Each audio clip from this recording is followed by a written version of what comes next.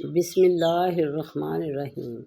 رسول اللہ صلی اللہ علیہ وآلہ وسلم نے فرمایا، جس شخص نے کسی بات کی قسم اٹھائی پھر اس کے غیر میں اس سے بہتری دیکھی تو وہی عمل اختیار کرے جو بہتر ہو اور اپنی قسم کا کفارہ ادا کر دے۔ توبہ کرنے میں جلدی کریں۔ اگر آپ غلط ٹرین میں بیٹھ گئے ہیں تو فوراً ہی اگلے اسٹیشن پر اتر جائیں، کیونکہ سفر جتنا لمبا ہوگا اتنی ہی واپسی مشکل ہو جائے گی۔ دعاؤں پر راضی ہونا۔ اللہ تعالیٰ تمہاری زبان کو مانگنے کی ہمت تب دیتا ہے جب وہ تمہاری دعاؤں پر راضی ہونا چاہتا ہے۔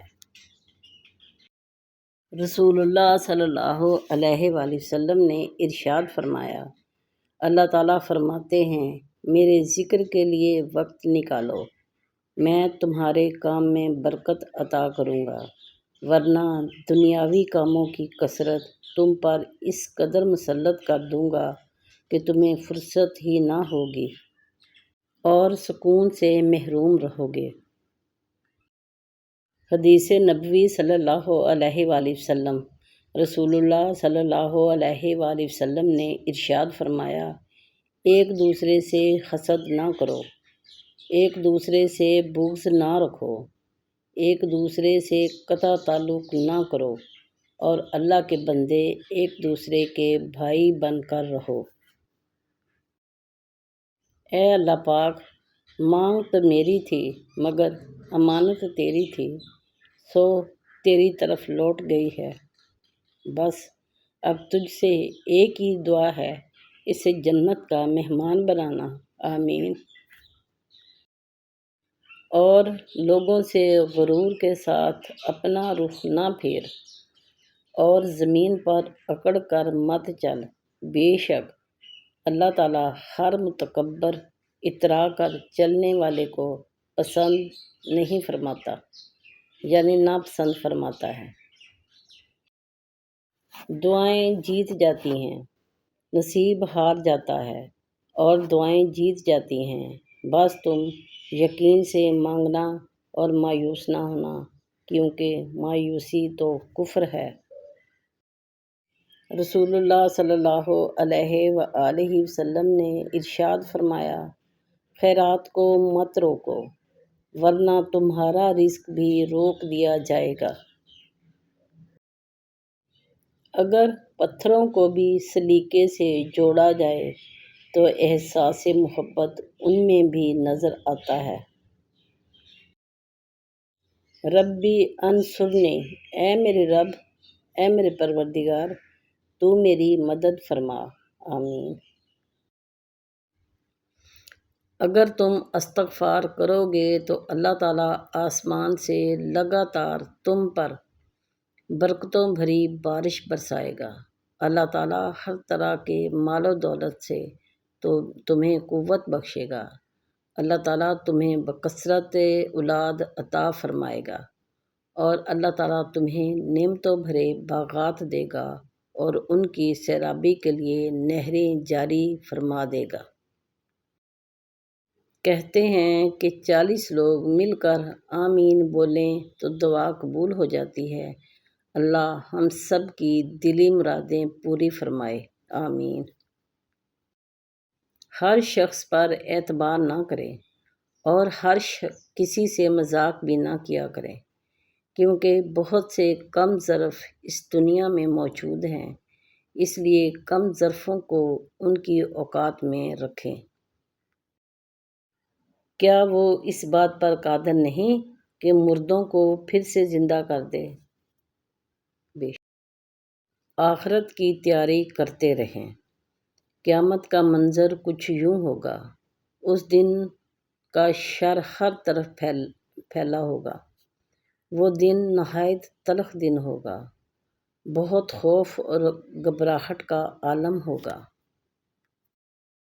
کسی کو دکھ دینا ایک قرض ہے جو آپ کو کسی اور کے ہاتھوں ملے گا۔ تبلیغ کرنا۔ غزوہ خیبر کے موقع پر نبی کریم صلی اللہ علیہ وآلہ وسلم نے سیدنا علی رضی اللہ تعالیٰ عنہ کو جھنڈا دیا اور فرمایا، اللہ کی قسم، اگر تمہارے ذریعے اللہ ایک شخص کو بھی ہدایت دے دے تو وہ تمہارے لیے سرخ اونٹوں کی دولت سے بہتر ہے۔ جب نیت کچھ اور ہو اور عمل کچھ اور ہو تو پھر قسمت کبھی نہیں بدلتی۔ ہم لوگ اپنی نیت لوگوں سے چھپا سکتے ہیں، اس سے نہیں جس نے ہم کو بنایا ہے۔ رب سے اور والدین سے دور رہ کر انسان پریشان ہی رہتا ہے۔ ہم نہیں جانتے کہ کون سی ہماری نیکی ہمارا مقدر بن جائے گی۔ کچھ لوگ اپنے غرور کی وجہ سے بہت انمول لوگ کھو دیتے ہیں۔ وہ بندہ کبھی ناکام نہیں ہو سکتا جو اپنے 4 راز چھپا کر رکھے۔ نمبر 1، اپنا راز مال، اپنی دولت، اختلافات رائے میں اپنا موقف، اپنے آنے جانے کے اوقات سفر۔ جن کی دہلیز پر بہنیں ہوتی ہیں وہ دوسروں کی بہنوں کو دھوکہ نہیں دیتے۔ انسان گناہ کرنے کی وجہ سے جہنم میں نہیں جاتا بلکہ گناہ پر مطمئن رہنے اور توبہ نہ کرنے کی وجہ سے جہنم میں جاتا ہے۔ تصویر میں ساتھ کھڑے ہونے والے اور تکلیف میں ساتھ کھڑے ہونے والوں میں بڑا فرق ہوتا ہے۔ کتابوں اور رشتوں کو سلامت رکھنے کے لیے ان کو وقت پر دینا ہوتا ہے، ورنہ دیمک نہ صرف کتابوں کو بلکہ رشتوں کو بھی ختم کر دیتی ہے۔ آپ کی حیثیت کیا ہونی چاہیے، آپ نے طے کرنا ہے، کسی اور نے نہیں۔ کسی کی مدد کرنے کے لیے جیب نہیں، دل بڑا ہونا چاہیے۔ اپنی جوانی کے دھوکے میں مت آنا کہ یہ عنقریب چھین لی جائے گی۔ انسان کو کسی کی نیت جاننے کا نہیں بلکہ اپنی نیت صاف رکھنے کا اجر ملے گا۔ گدھے کی طرح چکی پیسنے والا شخص۔